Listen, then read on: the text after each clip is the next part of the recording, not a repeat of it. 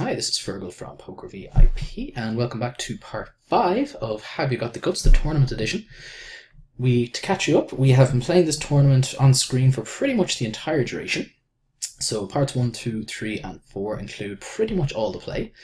And we are now at the final table. We have locked up €70 and just busted another guy here, so €79.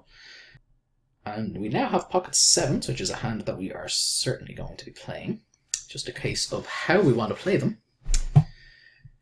So this guy is somebody that we punted off quite a lot of chips to before. If we re-raise here, it is a bit of an ICM punt. So we're going to just flat call here. Let's see a flop. Folding is entirely out of the question. We could consider a jam pre, but I think calling is going to be just that little bit better. And on this flop, we're just going to check fold. It's a pretty bad board for us. There are very few good run-outs for us. They're going to be the run-outs on average are going to be way worse than they are good for us. So we're just going to let it go. There's a decent number of shorties here. So we've got a 10 big blind stack here, a 10 big blind stack here, 20 bigs, and then everyone else is that little bit higher. So we're down to 7 already. So we've got just under €80 locked up. It's a €10 tournament. We did add on at the break. So we're in for €20. So we've locked up we're just going to fold the 2s here versus this open, even though it is from the button. So we've locked up an ROI of, 400% or so. We're in for €20 and we're out for 80. And hopefully we'll be able to make a bigger run at it. So we have, as these are all the prize payouts here. So first prize is obviously what we're aiming for, 572 smackaroos. King and a king will go a long way towards helping it get there. So obviously no scenario where we're ever folding here pre-flop. We're just going to be playing in a way that allows us to get as much money in as possible. So let's see what happens. We're just going to go for a 3-bet rather than a 3-bet jam. So we're going to make it just under 22k.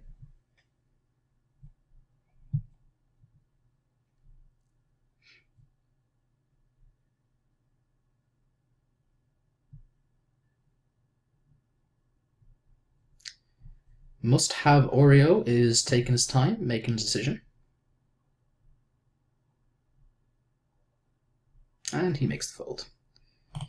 We don't ever show our cards, we always just muck them, so we're not going to give him the joy of seeing whether he made a good fold or not. So we have an ace and a 7. We're going to have a decision to make here if there is a raise before us. We're just going to call. Not the best of flops for us by any stretch. Not the best. We are going to fire here though. Pretty bad board for a lot of his range as well, to be fair. And he just snap folds, which is absolutely what we want. There's no version of ourselves that want anything other than a snap fold there. So we definitely don't mind that. And we have ace 9 now. We are going to, actually just going to limp here. He snap checks back, which is interesting. Got a better hand just for a little bit of protection now. And he goes ahead and he folds. I was confident ace high was ahead there, so we weren't planning on doing much if we weren't planning on folding if he had gone for like a small raise or something like that. Seemed incredibly unlikely he had any kind of value, so we're happy though. We're happy enough just to see the snap fold and avoid the awkward situation. And we have an all-in with Jack-8 versus the King-Queen suited. We would have preferred to see the Jack-8 get there and just bust the short stack. But I mean, it's definitely not a disaster. It puts us a lot closer to pole position, which we're okay with. But it's all, I mean, as a general rule of thumb, it's always better to see the short stacks bust when ICM is in play, when we want to ladder up. So we're currently, there's 6 people remaining. We currently have €96 locked up. If he had busted there, that would have been an automatic jump up to €132 guaranteed. And the jumps obviously only go steeper and steeper the further we go. So in general, if there's somebody all in, you pretty much always want the larger stack to win. But unfortunately that time he didn't, but still. We has actually got it doubled up to a pretty reasonable stack now as well with the 100k.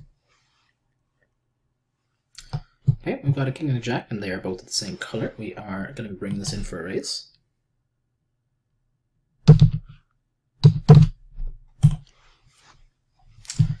we get through this guy to our immediate left, who would be our biggest problem potential player, because he does seem pretty decent. And we don't mind. I mean, if this guy jams, we're in an unfortunate spot where we have to call off, but we're happy just taking down the blinds without a fight. But yeah, because he's only got 10 big blinds when we'd open, we're committed to calling off against him, and that's fine. But we wouldn't be thrilled about it, because obviously we're never going to be in incredibly good shape against most of his jamming range. So we're going to be flipping a ton of the time and up against some dominated hands, as well as some kind of marginal ace-x and stuff like that. And occasionally some kind of queen tens and stuff like that are possible as well. So pocket eights, though, absolutely going to be playing it here.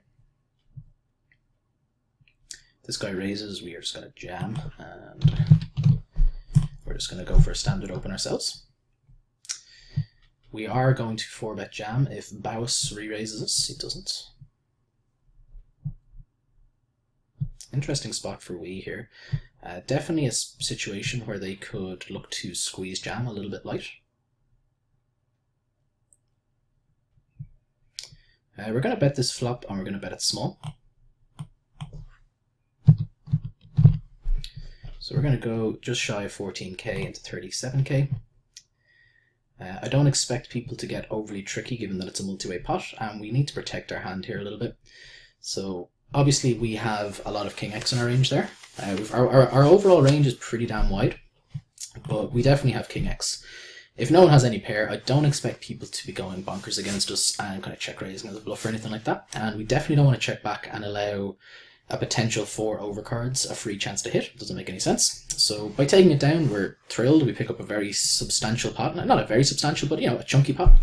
It's a raise and those 2 callers. So at tournaments, when stacks are shallow, every single pot counts. And when it's a raise, a call, and there's an additional call on top, that counts as a pretty chunky pot at this stage. So we're back up to first, which we love. We're on 175k. Second place is 158k. And then the short stack at the moment is just shy of 60 on 58k. This is not a hand we are planning on folding, really. We have an ace and a queen, and are of the same colour. So it's just a case of what we want to do. I mean, there's 20k in the middle already. An all-in is definitely a very large jam, but I don't really want to just raise and have to play a huge bloated pot out of position. We're not raise and then folding to a re-raise. I think we're just going to apply max pressure and go for the huge jam. We take that down without a fight. As I said, definitely a bit of an overbet jam there. Slightly unnecessary potentially, but by 3-betting small, we put ourselves in potentially a lot of awkward spots post-flop. And again, when we're out of position, when we're not planning on folding to an all-in, if we do re-raise, in that sort of spot, my preference is just to rip it ourselves, even though it's... might not be perfect, but it's definitely going to be profitable. We're just going to fold here to the 2.5x with the ace-4 from the small. We have an all-in, 2s versus the ace-king. We don't really care too much who wins this one, because if 2s had lost there, they would have been left with less, like a half a blind or something like that. So not really too big a deal either way. So I was mentioning earlier on, they always want the larger stack to win. I mean, it's probably slightly better that they do, because it avoids any chance of them coming back. But when they would have been left in that short, it doesn't really matter too much either way. So we are now down to 5-handed. Pretty standard there, obviously, with 2 short stacks, a pocket pair versus ace-king. I don't think there's any scenario where they don't get it all in pre-flop, realistically. So we're down to 5-handed. We are guaranteed a payout of €132 now, so we're up €100 guaranteed. We're in this tournament for €20 plus maybe potentially any reg. I can't remember if it was €10 plus a euro reg or whatever, but somewhere in that ballpark anyway. We're guaranteed at least €100 profit for the day, which we are very happy with. And next pay jump will boost us up by an additional €44, which is pretty nice. And again, raggedy ace here. We're not really all that... this guy is relatively tight. I presume he is going to be opening a much wider button range, especially now that we're 5-handed, but he's still not going to be open... he doesn't look to me as like the kind of maniacal type. I don't think he's going to be opening just like any 2 or anything close to it. So ace tray, again, it just has such bad equity, and we're out of position, so I don't really want to use it as a 3-bet bluff, but that would be my preference if we were going to play it. Calling seems completely out of the question, and 3-bet bluffing seems somewhat reasonable. Given that we folded a couple of orbits in a row now, if it does come up again, we likely will, because we have to mix up our play a little bit. But again, against someone who seems pretty damn nitty, we're not going to be going too bonkers too frequently. King 7, though, we are going to bring this in for an open. look to accumulate up a little bit more. Hopefully we just take this down without a fight, obviously.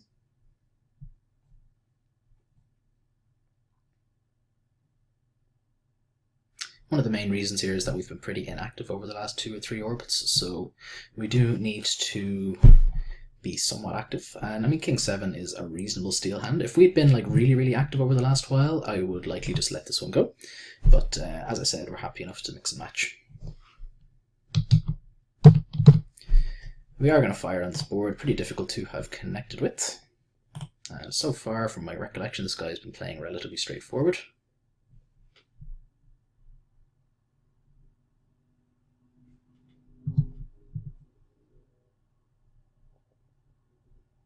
He's been folding, yeah, he's been folding tons to c-bets. And he folds this one, which we are very happy with.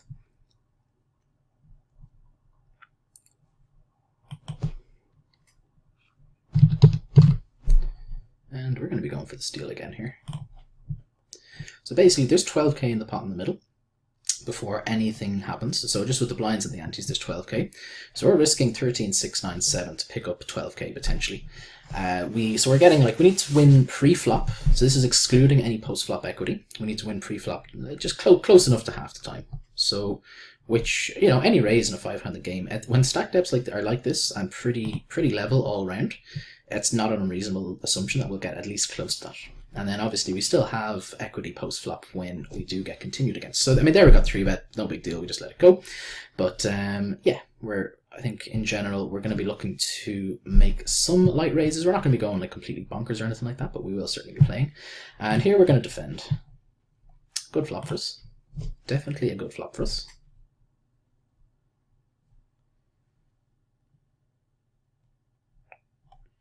We're going to actually check raise here.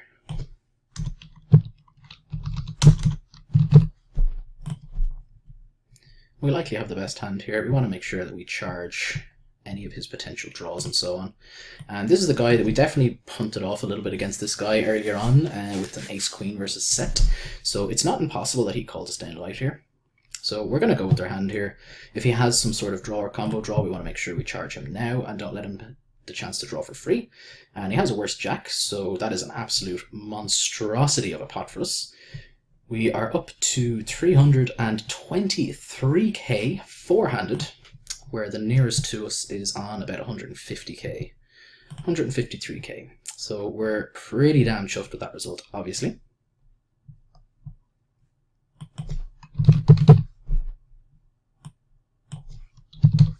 We're going to be going for the steal here with the Queen 7.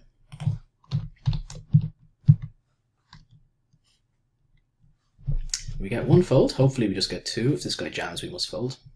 He has not been jamming much at all.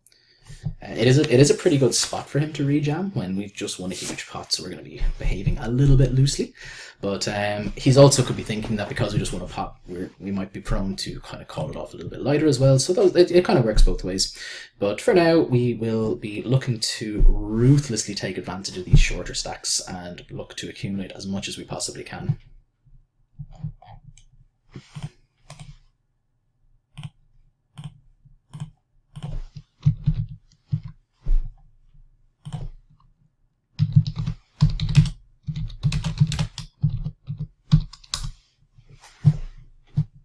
We have an ace and an 8, some potential to play here.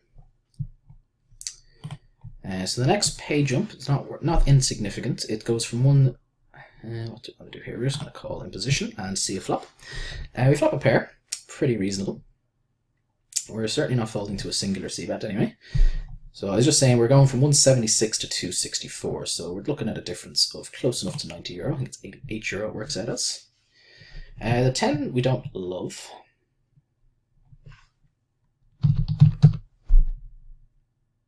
Now we're going to check this back, and that's just a really awful run out for us. It's we're just going to fold here. We would have been calling most rivers. We would have been calling off on any brick, but the jack just connects way too strongly with his overall range here, so we're just going to have to let this one go. Really sucks, but I mean it's a somewhat small pot. I mean it's not like a huge pot, but not, you know, we don't like giving away chips though, unfortunately. Here with an ace, I think we are just going to jam if it's folded to us. What do I want to do versus this guy? What do we want to do versus this guy? Don't have too much information on his responses to 3-bets, so for now we're just going to let this go. The fact that it's four-handed, I mean, it's a spot where I should be 3-betting relatively wise, so like with kind of raggedy ace trays like that, there's definitely not an insignificant chance that he just goes for it. So, and obviously we can't call off with ace trays, so I think we're just going to make the prudent fold and look for better spots. Jack 7 suited, we're absolutely going to be opening this up. Don't mind if anyone calls, and hopefully we just take this down without a fight, of course. Again, if must have Oreo does jam, we're sad and we fold, but I think we get this through more than enough to turn a really substantial profit, and we can definitely call rather than 3-bet a pretty chunky amount of the time. He does 3-bet this time, but I don't think he's going to be doing this too light too often, so we're just going to go ahead and let him have this one. Do we ever consider calling here? 22 to win 58? No, we're going to let this go. But I mean, it wouldn't have been a crazy call, but as I say, given that we don't think he's going to be doing that too wide, seems like a relatively trivial fold spot. Jack 9 offsuit, we will probably play this one. It depends on the action. If there's an all-in, we're not going to. Certainly going to defend here. Reasonable flop again. We're certainly not folding to a c-bet. We're going to check this back for deception. If he checks again, we may bet. Yeah, he leads himself. We're going to call. Pretty bad run out. I don't think he's going to bet his aces, though. We're going to call. He's the better jack. Nice bet, sir. Very nice bet. I presume he was doing that for value, trying to get called by worse Jack X and stuff, which, I mean, our hand looks kind of like that's what it is. So I don't mind his value bet at all. I think it's excellent. If he meant it as a bluff, I think it's bad, obviously. But I'm going to give him the benefit of the doubt there and say that that definitely was a value bet, and if so, it was a pretty damn good one. Not a lot of people are willing to go for value there with third pair on that board, even though, like, I'm pretty damn capped there. It's very hard for me to have better than King Jack, so I really like his line. Unfortunate for us, so we've lost some chippies. We were up to 330k, we're now down to 260. So we're still obviously very happy with the general situation, but not as happy as we were. This guy is fast gaining ground on us. And we're going to go for the open again here.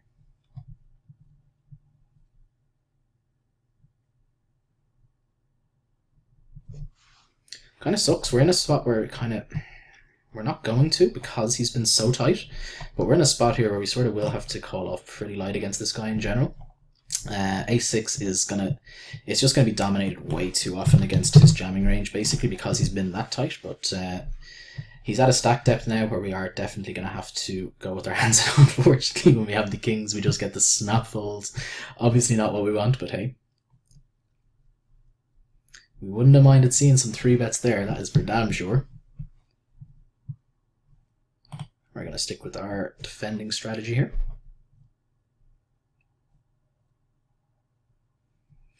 If this guy bets, we will consider raising our gut shot. We've been playing really passively in general in these spots, so I think we're pretty likely to get a reasonable amount of respect here. And if we do get called, we still have a gut shot to the nuts. So it seems like a reasonable spot to make a move.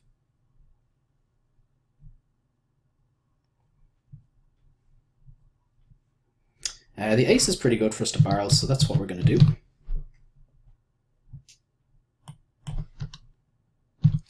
We're going to make it just under 40k. It's really hard for us to have draws here, and he does snap folds, which we love, obviously. So we're back up to over 300k, and we are back in business.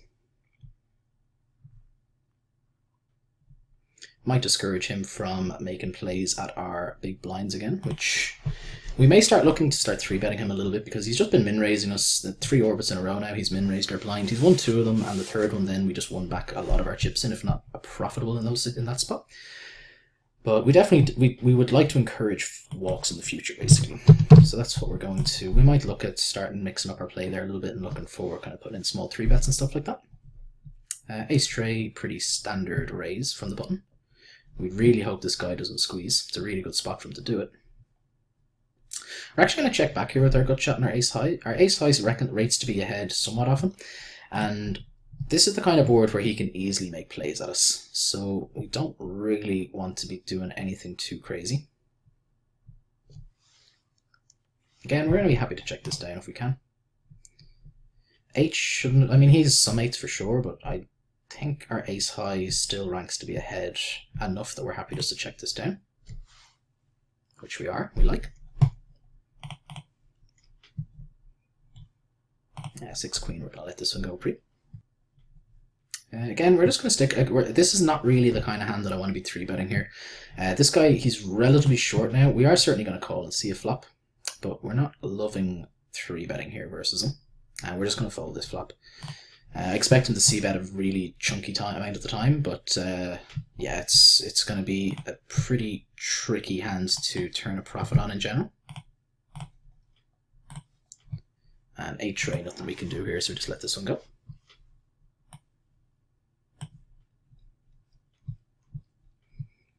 Ace 10, we are going to just jam all in, I think, here, rather than risk the potential for light-ish rejams with hands that have reasonable equity against us. Like we're going to raise call anyway. I guess raise calling keeps in some dominated ace X actually, so maybe that might have been a little bit better. But we definitely don't want hands, like as I said, like all the kind of suited broadways and stuff like that to be jamming against us. They'll all have pretty good equity against us, and we just apply tons and tons of pressure there with the jam. But maybe, actually, the more I think about it, maybe I didn't think that one fully through. A smaller raise trying to get like ace X, like ace deuce, ace 3, ace 4, ace 5 to 3-bet jam over as a bluff might be slightly better.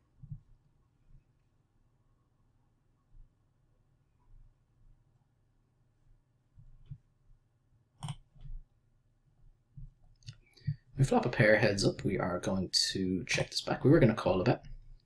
9 is pretty good. It reduces his 9x combos. I think he's just going to c-bet his kings.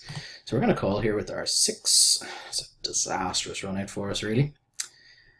Queen high does actually have some showdown. It's possible. I mean, he could have had like 7s, 8s, anything like that, and he's just given up. Queen high will have some showdown. He's also going to have some ace highs, and he's occasionally slow playing full houses, but I don't think that's too likely. And he had ace 6, which is pretty upsetting for us, but I mean, it doesn't. It's actually the king actually saved us some money, so we can't feel too hard done by. But as I said, we're gonna. I mean, defending versus min raises when we have position is going to be a profitable play. It's just been a really, really unfortunate series of events where we've been kind of flopping pretty poorly and up against hands that are just in much better shape against us, basically. We have the king and the queen. We are going to... What are we going to do? I guess we just go for the jam again.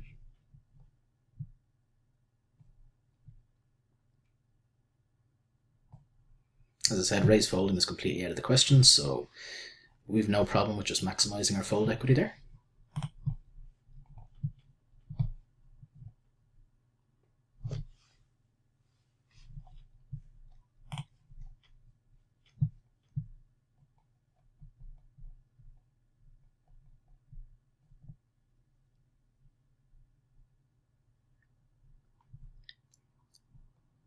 Deuce 4 is weak enough that we are just going to let this one go.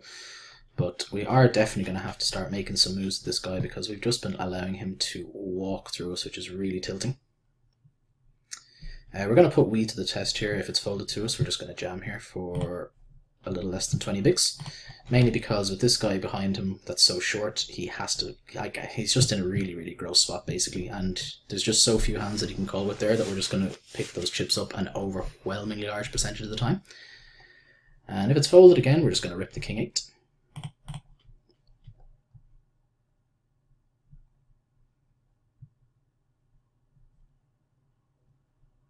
Hopefully we get this through, but if not, let's just get there against must-have Oreo. We get it through, so we're back up to over 300k, which we don't mind. We're actually just going to let this one go here. Definitely a little bit tight, but given that we've just jammed 2 hands in a row, I don't want to just jam here versus this guy, and if we just raise, I think these guys are way more likely to make a play at us after we've just jammed on their blinds 2 hands in a row. So we're going to make a tight fold, and unfortunately we're not going to be able to call versus Vantel's min raise again if it's folded to him, which is just really upsetting, and it's just not a hand that I want to use as a 3-bet against him either. So upsetting. We've been... it's just been really unfortunate. We've just been dealt absolute trash in the blinds, blind versus blind, and it's just he's gotten to min raise against us so many times. So he just thinks that our big blind is like a really easy target now, which in general is not the case. But as I said, it's just been a really, really unfortunate run of cards in that exact dynamic. So hopefully we'll be able to deal with that in the future. We have a king and a king in the big blind, which we obviously love. And we're just going to go ahead and 3-bet this guy nice and small. And the fact that we've just been folding so much means that he might just give us credit this time. But it's also like he also might get the feeling that we're just getting fed up and want to make a play back at him, basically. And unfortunately, he doesn't do anything. But hey, we're just going to go for a jam here, just for again all the same reasons that I just explained. He just due to ICM, he's in a really, really gross spot here with this short stack behind, so he can't call off wide at all. And it's just basically just printing money just by jamming pretty wide there. I mean, I don't want to just jam any two, but we're going to be jamming very, very wide in general. Pocket fours here, absolute trivial all in here for us.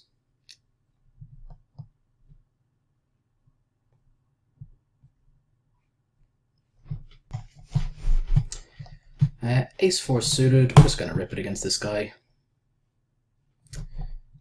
Really start like with the ace blocker there, pretty decent hand. It's going to have okay equity even when we are behind. I mean, even if he has a dominant ace, the fact that it's suited gives it that extra bit of equity. And also we have the overcard ace whenever he has a pocket pair. We also just take it down a huge percentage of the time, given that we expect him to be raising close to 100%. We're all in here with ace tray versus ace king. Really, really upsetting that the ace tray gets there and the short stack doubles. We now have a really interesting spot where we're going to go with the all-in again here with the queen 10, where basically all of these guys are relatively even now. So it's kind of an interesting spot where I can put them all under lots of pressure and none of them can put me under too much pressure. So it's fantastic for us. But we still would have preferred to see this guy bust and lock up the extra 80 or 90 euro. For less than 20 bigs here, we're happy just to ship in the 2 Broadway cards. 2 snap folds, we don't mind that.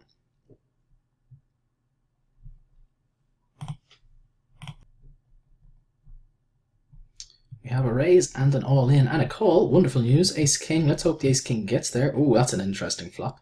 Tens of the set just needs the full house if to win, and unfortunately, unfortunately for him, he doesn't get there.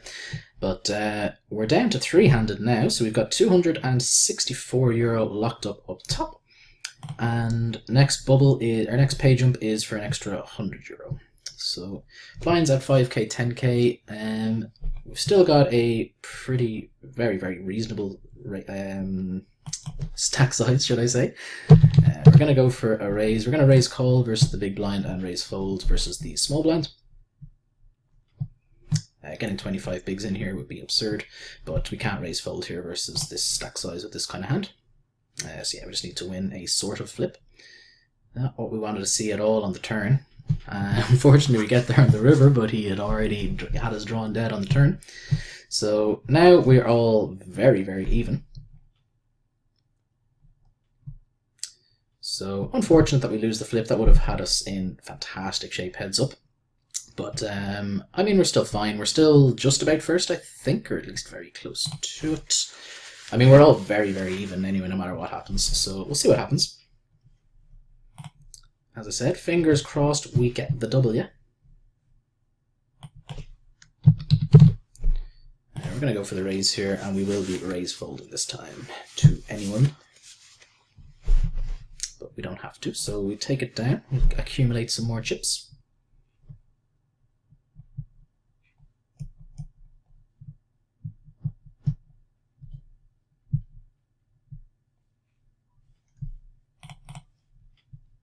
At 310, not we're going to be able to do there, we'll just let that one go. So the fact that it's only 3-handed, the action's obviously going to be fairly fast and furious. I'm going to give him the walk here with the Raggedy Queen. Buy up a little bit of goodwill because we will be attacking his blind relatively wide, so we'll show that we're capable of making some folds there in that spot. The interesting thing about three-handed is the metagame counts for a hell of a lot, so what people think of you and what you're doing, basically. So you do need to take these kinds of things into consideration. Like he knows now, if he's in any way observant, that we're not just opening any two blind versus blind. So that will give us that extra little bit of respect and credibility when we are raising light against him in the future.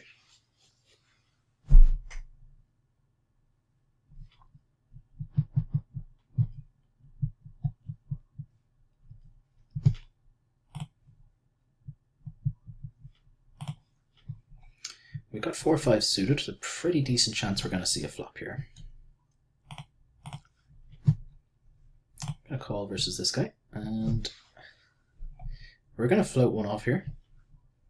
Certainly with a good shot to that sizing. 7's kind of interesting.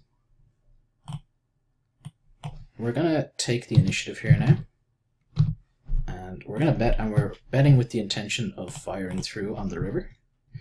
We have some showdown value now, actually, so there is way less incentive to do so. He's never going to fold an 8. He's never going to fold an overpair if he has those ever.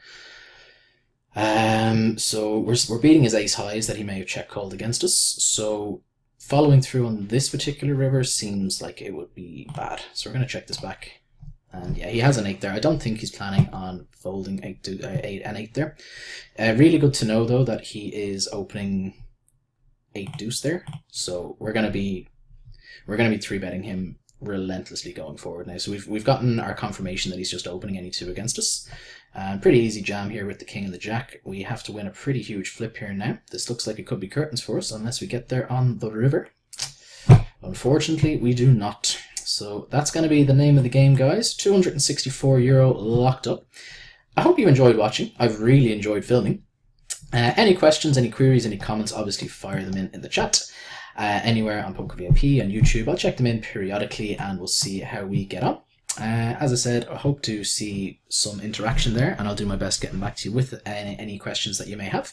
Thanks very much for tuning in, guys. It's been a lot of fun. It's been Fergal from Poker VIP, and I will chat to you all again soon. Take care.